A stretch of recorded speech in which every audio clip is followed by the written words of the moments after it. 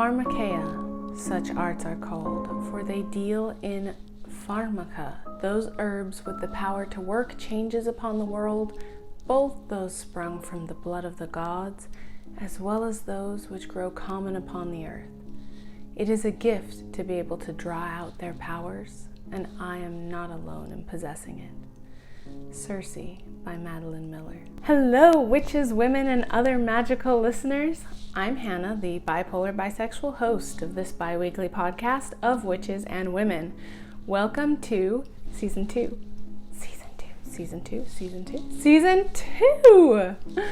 Welcome to Season 2. I didn't know we would get here. Whew, glad we did. Of Witches and Women is a herstory podcast in which I explore the lives and histories of women forgotten, ignored, and misrepresented for too long. This season of the podcast will include interviews with amazing women in medicine today, as well as the stories of women who made medicine in the beginning and who have been improving it along the way. Interestingly, women healers have historically been the first to be labeled as witches and the first to be oppressed, tortured, killed, and used by men in power. Their stories are hard to uncover, and many have been lost forever. This season, we're trying to uncover our magical legacy and embracing our history of witchcraft, confidence, and strength. Be sure you and your coven are subscribed to the pod on Apple Podcasts, Google Podcasts, or Spotify, and connect with your sisters through Of Witches and Women on Instagram, Twitter, Reddit, or Facebook.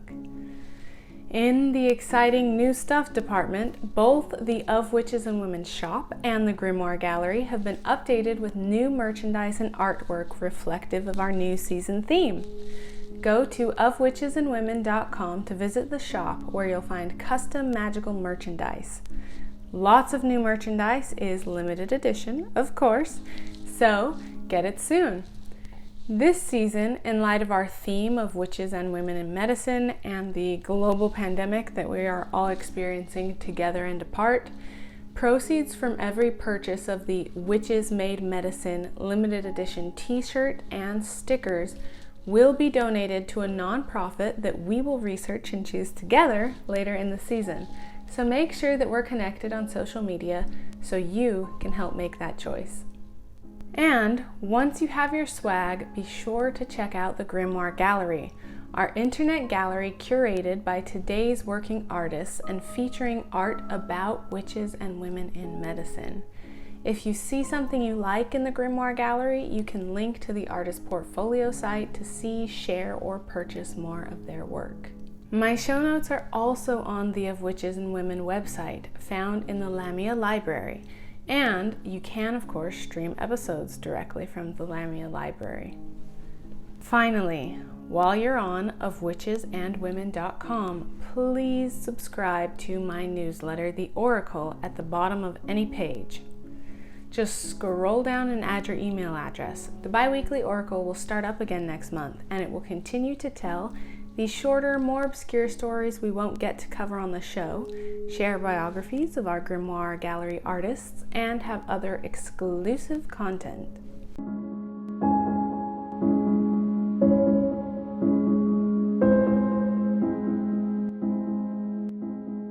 This season of the Of Witches and Women podcast is sponsored by Lua Ray Clothing. Lua Ray Clothing is an online boutique stocked with high-quality women's clothing that is flattering, comfortable, current, and inclusive. My favorite piece this October is their beautiful black velvet dress, the Mariah, which is beautiful, versatile, and breastfeeding friendly. They have beautiful pieces for all kinds of witches at Lua Ray, including the Penelope, a purple floral maxi dress, and in honor of this episode, they'll have a new piece up soon, the Millie Blouse, a bold black top with sheer sleeves named in honor of an ancient Anglo-Saxon witch named Mildred, whose story I will share today. Visit Lua Ray, that's LUARAE.com today to shop their current collection and use the promo code WITCHES15 at checkout for a 15% discount. That's just for you, my witchlings, just for you.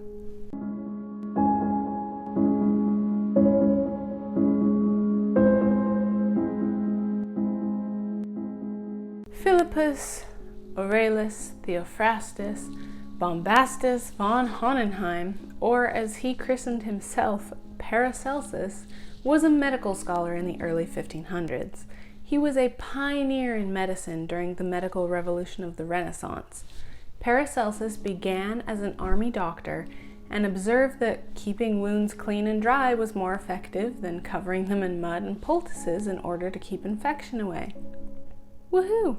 After the war, he went on to study and then teach medicine across Europe. He studied chemistry and is credited with repopularizing laudanum in Europe, a heavy, all-encompassing opiate tincture that continued to rise in popularity well into the 1900s before it was heavily regulated in Europe and the Americas. While an effective painkiller, laudanum is highly addictive and was a popular suicide method throughout the 1800s. Paracelsus is also one of the first to observe hydrogen, and he named the element zinc.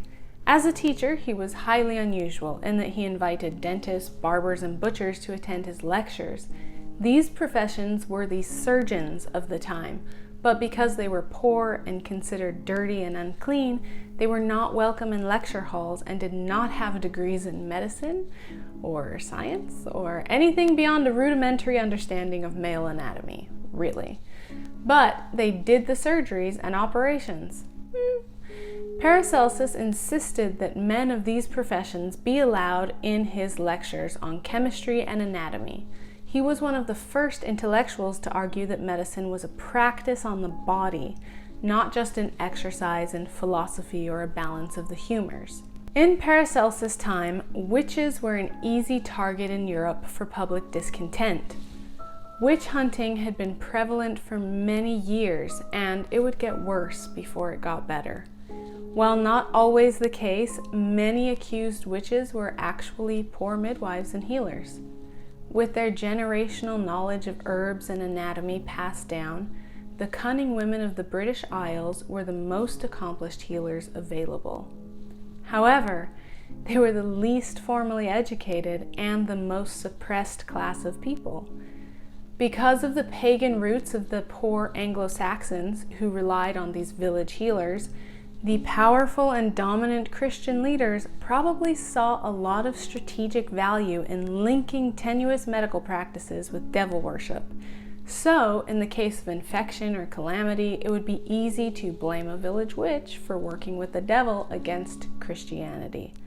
This approach unified the poor and uneducated in a common religion, stomped out older pagan traditions quite effectively, turned neighbor against neighbor, and allowed upper-class men to take hold of the healthcare narrative.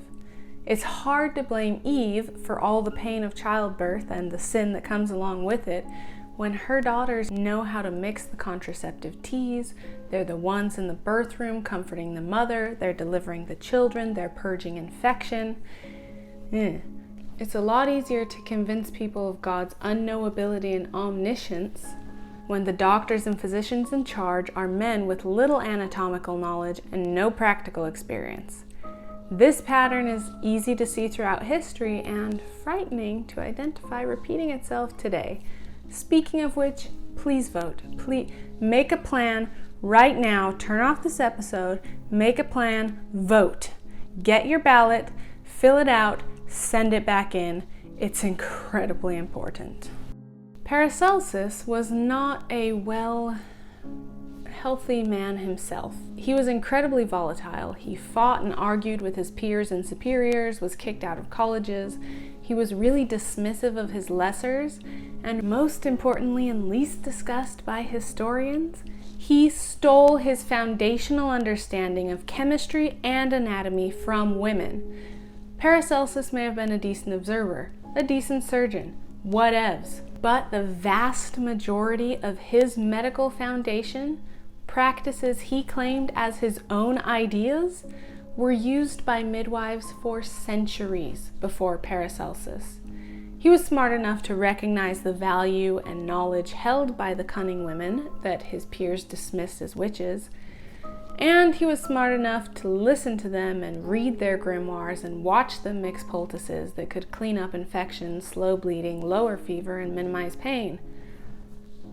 but he couldn't be bothered to stand up for them, and when they were tried and executed for witchcraft, or rather for practicing the same science that brought him fame and money, he was nowhere to be found. Importantly, wise women understood anatomy far better than the most learned Oxford lecturers of the time. It was, of course, improper for educated men to understand women's bodies or to get their hands dirty with healing practices. The only practices that should dirty your hands, of course, are warfare and death. And it was heretical to dissect cadavers, meaning they had no scientific way to progress. Through witches willing to tutor him, Paracelsus learned about bones, muscles, and anatomy.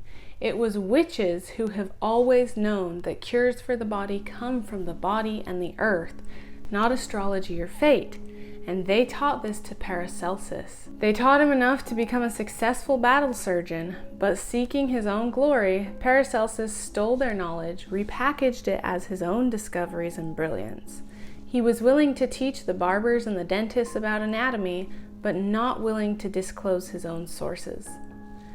Paracelsus publicly burned the works of Galen and other Greek physicians. Book burning, never good, because he knew, thanks to the witches, that the humors and astrology linked to the body were not relevant to healing. But his willingness to burn the masters in public makes me wonder what works he burned in private. What medical knowledge did we lose in the grimoires that Paracelsus stole from? Where are the grimoires? Where are the witches?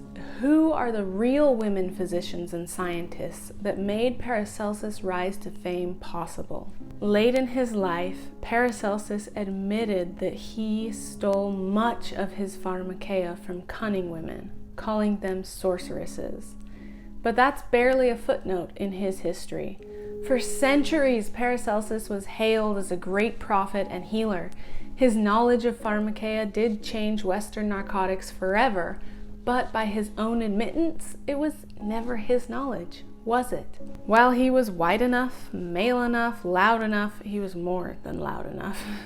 And rich enough to cause an international splash, it was the women he stole from who went about saving lives and selflessly helping their sisters every day for thousands of years that made the real difference. Sadly, the story of Paracelsus, which should not be Paracelsus' story at all, is not unique. For millennia, men in power have determined that the power over life and health that witches and women wield should belong to men.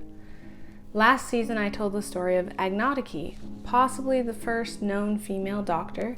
She was a midwife who disguised herself as a man to go to medical school, then utilized her talents to save countless women and babies. She was discovered and sentenced to die by the Greek Senate, but they were forced to pardon her by their wives, many of whom owed their friend and doctor, Agnodike, a life debt.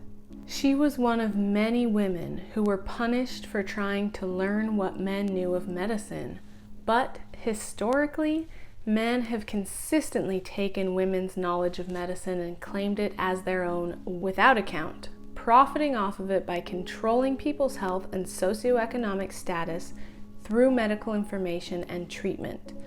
The people who reap the consequences for these men's actions?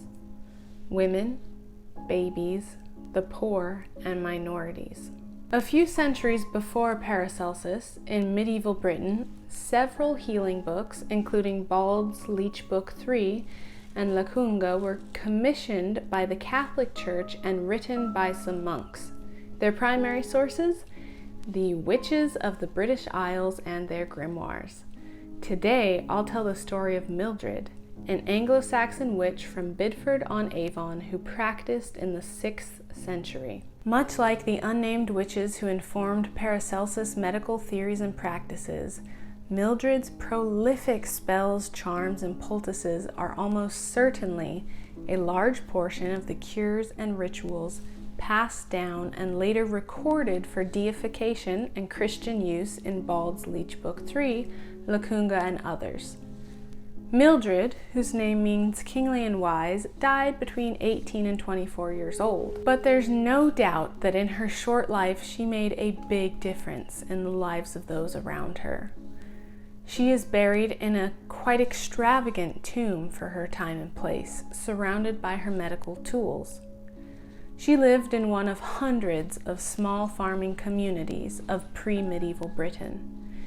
Interestingly, the simple, harsh hand-to-mouth existence meant that everyone in the villages worked and worried to farm food and put it on a table. That was everybody's full-time job. The only exception was the cunning woman. Cunning women practiced medicine, midwifery, and healing. Rather than raise their own crops and livestock, they traded their services for the goods they needed to survive and continue practicing medicine and even thrive. It appears that Mildred thrived, as she was buried in a lavish robe and ornate jewelry. She was esteemed in life, possibly a spiritual leader as well as a healer, and definitely in touch with pagan healing and worship practices. Mildred and other women like her used the herbs of the region to create poultices and medicines and teas. Meanwhile, the educated male doctors located near trading hubs studied Mediterranean medicine and ancient Greek healing theories. While some of these distant and exotic tinctures were effective, they were impossible for poor villagers to access a continent and a channel away. So, cunning women's ability to use the local plant life to create pharmaca, or medicine, was vital to minimizing infections and death. Interestingly, pharmaca is the ancient Greek word for drugs and also intones medicine, witchcraft, and poison. Pharmakeia referred to the practice of medicine and of witchcraft.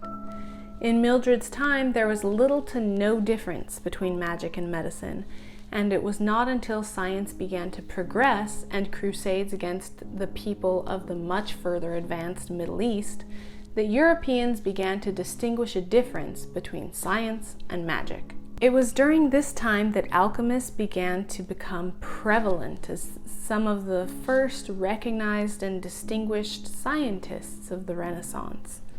As the Catholic Church became bigger and stronger, that differentiation between science and magic became more important. It was as Catholicism increased its stronghold in Northern Europe and Britain that Mildred and her ancestors' spells were acquired by Catholic monks and were altered to incorporate Christian prayers and symbolism. Over the centuries, people began to separate good witches and bad witches. While little evidence exists for bad witches, especially as widespread practice or belief, they were used as a straw man by the Catholic and Protestant churches to vilify pagan beliefs. It's hard to hate the woman next door when she cleaned your cut so you didn't die of infection, saved your wife when she gave birth to the baby in a breech position, and has a tea that soothes your child's fevers. But by creating the propaganda of the evil witch who will dance with the devil and curse your crops and babies, religious and political leaders created an effective scare tactic. The added benefit was that the enemy was not France or Scotland. The enemy was an individual, poor, unconnected, and one good deed away from proving her guilt by failing to save a life. She was guilty no matter her beliefs, no matter her associations. It was only a matter of time. The evil witch created an otherness and distrust of the pagan history of the regional lower classes. So effective was this campaign against Eve's wicked sisters that by the 1500s, any pagan practitioners were considered evil, automatically, and most had been generationally wiped from existence. Now, with the acceptance of science and Greek-influenced medical practice, as well as the indoctrination against these so-called witches, the stage was set to condemn any and all who dared disagree with the church or with their more powerful neighbors. They were witches, good, bad, or ugly. It didn't matter. All were guilty, and many were sentenced to eternal and immediate torment. Protestant minister William Perkins would say, that while there were practitioners of healing magic or white magic, as well as dark magic or infliction, both types of practitioners were devil worshippers. In fact, he said, quote, "Of the two, the more horrible and detestable monster is the good witch, which are better known than the bad, being commonly called wise women or wise men." I'd like him to explain that whole wise men thing to St. Luke, perhaps? So, while the people lived, thanks to the discoveries of the witches who came before them, they burned the ones who lived among them. But women, pagan and Christian, continued to pass down remedies from mother to daughter. Mildred was a respected, necessary part of her community. Many generations later, her daughters were no longer respected, but just as necessary to keep society functioning. Today, with progressions in science, we recognize that the witches' powers were real. We may or may not believe in their divinity, but evidence of herbs that soothe fever, fight infection, and slow bleeding is absolute. From the pharmakeia of old comes the pharmacy of today. Furthermore, we know now that addiction, pain, and even some forms of degenerative illness are decreased by community and camaraderie. We know that blue zones full of people who live to very old ages have strong sense of community and family bonds. Mildred performed more than just functional medicine in her village. She performed a social service. She was a companion, a watchwoman, a friend, a nurse, and a spiritual leader. As a practitioner of science, psychology, and the placebo effect, and maybe even magic, Mildred the Cunning Woman was a true and powerful witch.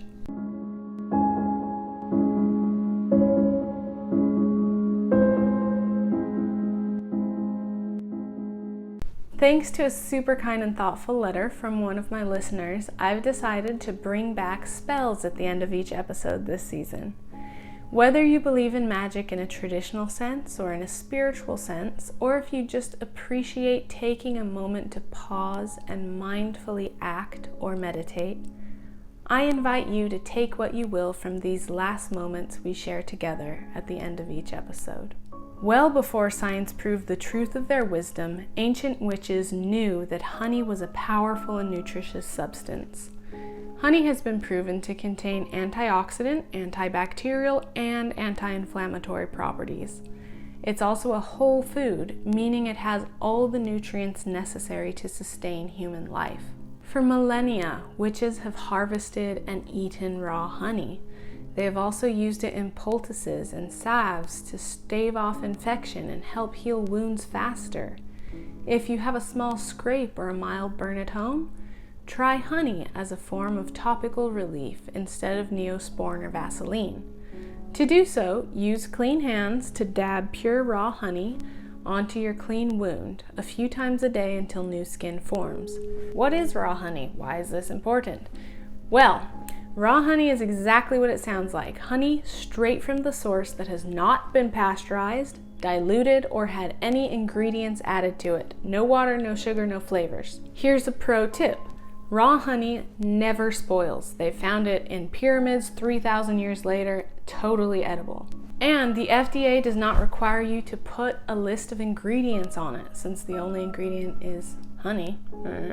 So, when you're shopping for honey, get the bottle without added ingredients and no expiration date. Bonus points if you buy local honey, as it encourages local bee preservation and helps soothe seasonal allergies. Back to healing. Of course, don't put it on puncture wounds, deep cuts, abscesses, serious burns, and infected wounds until you've heard from a medical professional. You can also use honey as the base for a gentle skin scrub.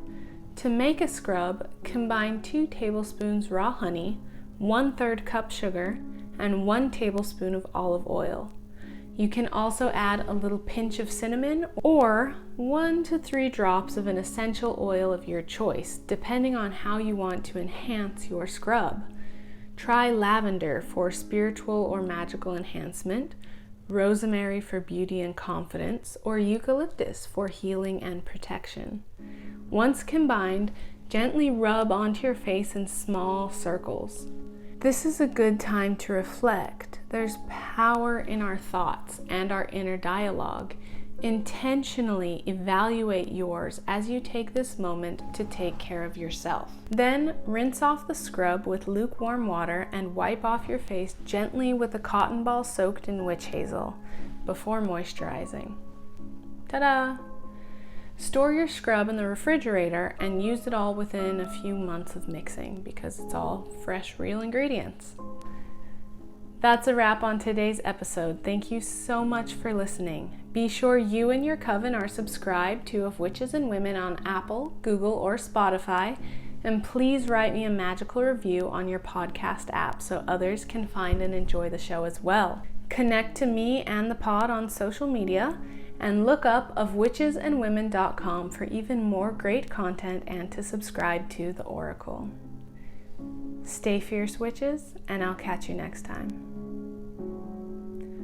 Of Witches and Women is brought to you by SHH Media, LLC.